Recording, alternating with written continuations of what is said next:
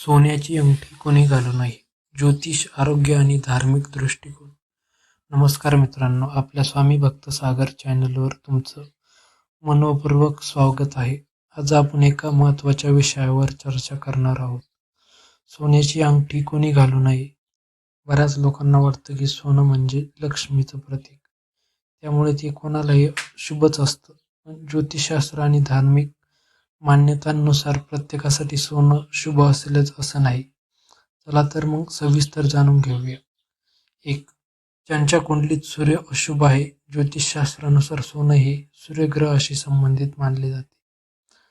तर एखाद्या व्यक्तीच्या जन्मकुंडलीत सूर्य अशुभ, नीच राशीत किंवा पापग्रहांच्या प्रभावाखाली असेल तर सोन्याची अंगठी घातल्याने अहंकार वाढू शकतो, वडिलांशी मतभेद होऊ शकतात, डोकेदुखी, डोळ्यांचे त्रास वाढू शकतात, सरकारी कामात अडथळे येऊ शकतात. अशा व्यक्तींनी अनुभवी ज्योतिषाचा सल्ला घेतल्याशिवाय सोने घालू नये.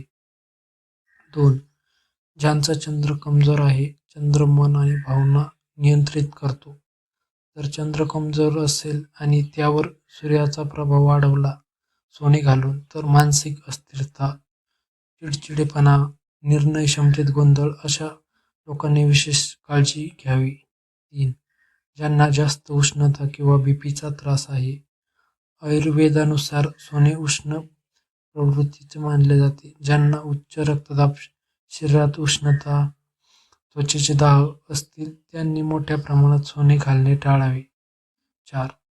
काही धार्मिक नियम, शुद्धता न पाळणारे किंवा वारंवार अपवित्र ठिकाणी जाणारे लोकांना सतत सोने घालणे टाळावे. शोककाळात सोने परिधान करू नये. झोपताना अंगठी काढून ठेवणे उत्तम मानले जाते. 5. लहान मुलांना सोने घालताना बाळांना जड सोन्याचे दागिने घालणे टाळावे. ते त्यांच्या त्वचेसाठी किंवा सुरक्षिततेसाठी योग्य नसू शकते. मग सोन्याची अंगठी कोणी घालावी? ज्यांचा सूर्य मजबूत आहे, सरकारी नोकरी, प्रशासन, नेतृत्व क्षेत्रातील लोक, आत्मविश्वास वाढायचा असेल तर पण हे जन्मकुंडली पाहूनच घालावे. महत्त्वाची सूचना. ही माहिती धार्मिक आणि पारंपरिक श्रद्धांवर आधारित आहे. आरोग्याच्या तक्रारी असल्यास डॉक्टरांचा सल्ला घ्यावा. मित्रांनो, सोने हे शक्ती आणि तेजाचं प्रतीक आहे. पण प्रत्येक चमत्कारी गोष्ट सर्वांसाठी शुभ असेलच असं नाही. म्हणून कोणताही दागिना घालवण्यापूर्वी आपण कुंडली, आरोग्य आणि परिस्थिती यांचा विचार करू. तुम्हाला हा व्हिडिओ आवडला असेल तर शेअर करा आणि चॅनलला सबस्क्राईब करायला विसरू नका. जय श्रीराम. श्री स्वामी समर्थ. धन्यवाद.